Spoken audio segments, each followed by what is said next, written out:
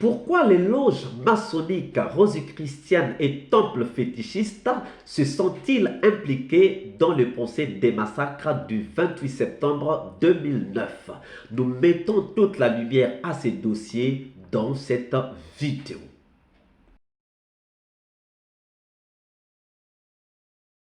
Bonjour, bonsoir. Cela dépend de l'heure à laquelle vous regardez cette vidéo.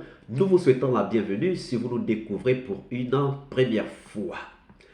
Cédera-t-il ou pas le président du tribunal qui juge les accusés au massacre du 28 septembre 2009 est vraiment sous pression et la pression ne fait que monter, que nous sommes obligés de nous poser la question de savoir pourquoi les loges maçonniques, les rosicruciens et les temples fétichistes s'impliqueraient-ils dans ce procès.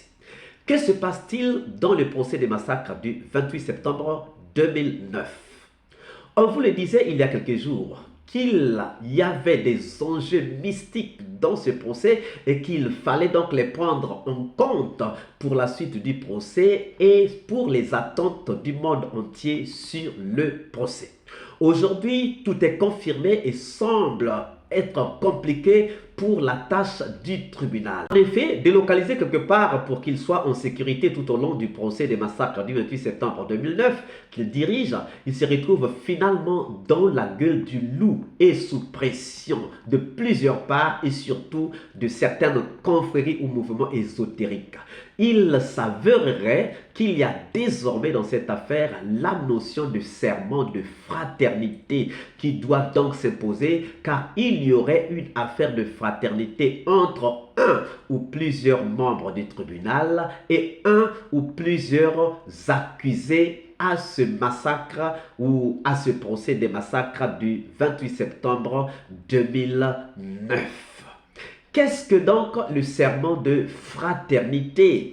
Le serment de fraternité est un engagement pris par des membres d'une secte qui stipule qu'étant devenus frères par leur appartenance à la secte, ils ne doivent pas se faire de mal, mais au contraire, ils devraient s'entraider en cas de besoin. Ainsi donc, dans la franc-maçonnerie, un membre ne laissera pas son frère sans l'aider. Il devra apporter son soutien, son aide pour le sortir d'une situation au cas où.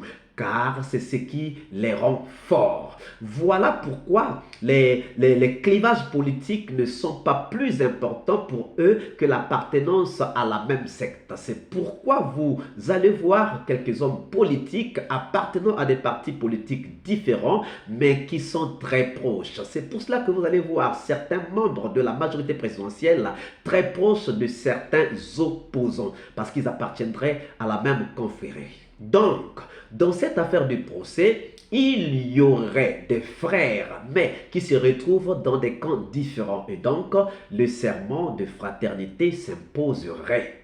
Qui donc est la cible? Qui donc est la cible? La cible la plus importante est le juge et ses deux assesseurs, car ce sont eux qui sont censés donner les conclusions, le jugement de cette affaire. Ce n'est donc pas pour rien qu'ils ont été délocalisés pour être en sécurité le long du procès et pourtant ils se retrouvent dans la gueule du lion ou encore du loup avec ces ingérences des différents lobbies mystiques.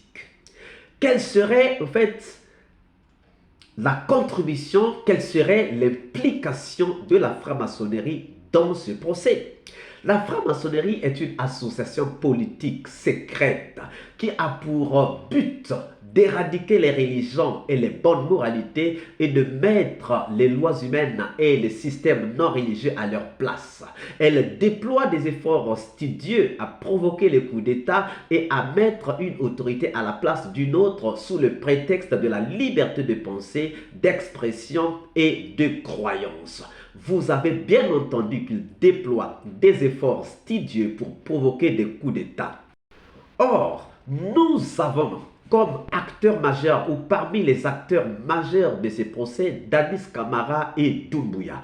Dadis Camara parce qu'il est accusé, Doumbouya parce que c'est lui qui a organisé ces procès. Donc ces deux qui ont fait des coups d'État, nous trouverons peut-être un rapport entre les deux. Nous trouverons peut-être un rapport entre Doumbouya et Dadis Camara. Nous trouverons peut-être une fraternité entre les deux. Et c'est pourquoi donc dans notre vidéo intitulée Dadis Camara est-il tombé dans les pièges de Doumbouya, nous avons soutenu que Dadis Camara n'est pas venu par hasard. Dadis Camara ne pouvait pas venir au procès s'il n'avait pas reçu des garanties. Et ici nous comprenons que c'était des garanties d'un frère que Dadis Camara avait reçu. Maintenant, pour les francs-maçons, l'homme doit vaincre Dieu. Il doit lui déclarer la guerre, pénétrer les cieux et les déchirer tels des feuilles. Ça, c'est ce que les francs-maçons disent. Alors, vous avez bien entendu que les francs-maçons doivent mener la guerre contre les religions.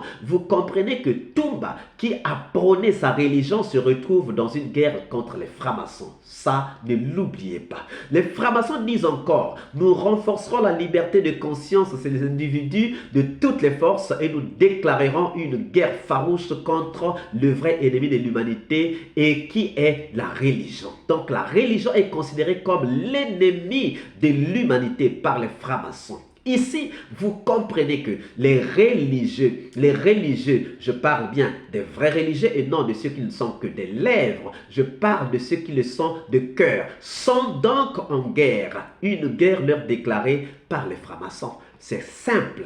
Or, ces juges, assesseurs, procureurs guinéens sont dans la franc-maçonnerie ou la Rose-Croix, car ces deux courants mystiques gangrènent la justice guinéenne pour imposer leurs décisions et c'est ce qu'il y a à craindre dans ce procès puisque les tractations ont déjà commencé. Implication d'autres forces mystiques. De l'autre côté, nous savons qu'il y a Gono Sangaré, qui aussi a un pacte avec Dadis, donc qui ne laissera pas Dadis. Pour ceux qui ne le savent pas, Gono Sangaré serait le gourou du pouvoir de Dadis Camara. Gono Sangaré serait le templier du pouvoir de Dadis Camara et il serait prêt à tous les sacrifices possibles pour faire libérer Dadis Camara. Car pour lui, Dadis redeviendrait président. Oui, chers amis, il fallait faire des sacrifices pour le pouvoir. Et Dadis a fait des sacrifices dans les massacres du 28 septembre 2009. Mais il n'est pas resté longtemps au pouvoir. Ne serait-il pas en train de dire à leur Dieu, nous avons donné des sacrifices, nous attendons le pouvoir? Point d'interrogation. Quelles sont maintenant les craintes pour ce procès? Nos craintes sont que, d'abord, il y a un lien entre Dadis et Doumbouya. Les deux sont venus au pouvoir par des coups d'État. Ils sont donc frères. Deuxièmement, il y a un lien entre le tribunal et Doumbouya. Tous sont des francs-maçons, donc ils sont frères. Troisièmement, il y a des liens entre Gono Sangaré et Dadis Camara. Ils sont donc frères.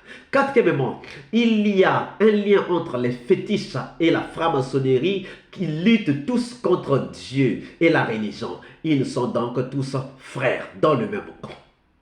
Toumba serait donc seul contre tous, mais avec Dieu. Toumba serait seul, mais avec Dieu contre tous. Que donc se passera-t-il dans la suite du procès? La guerre contre les religions dans ce procès aboutira-t-elle? Les malfaiteurs soutenus par les francs-maçons et rosicruciens et des temples fétichistes vaincront-ils la vérité? Y aura-t-il cassure entre francs-maçons et rosicruciens dans ce procès? Y aura-t-il cassure entre des courants mystiques dans ce procès? En tout cas, chers amis, tout ce que nous demandons est de prier que la vérité ne soit pas vaincue par le mensonge dans ce procès, car le mensonge ne soulagera pas les familles des victimes et le mensonge n'aidera pas la Guinée. Que pensez-vous donc de cette analyse, chers amis? Nous attendons vos avis dans la partie commentaires. Et ne manquez pas de partager dans vos groupes et pages et de laisser vos pouces bleus. Et si vous n'êtes pas encore abonné, nous vous prions de bien vouloir vous abonner et surtout de cliquer sur la cloche de notification afin que vous soyez notifié à temps réel de toutes nos publications. Quant à moi, je vous dis à très bientôt. Ciao!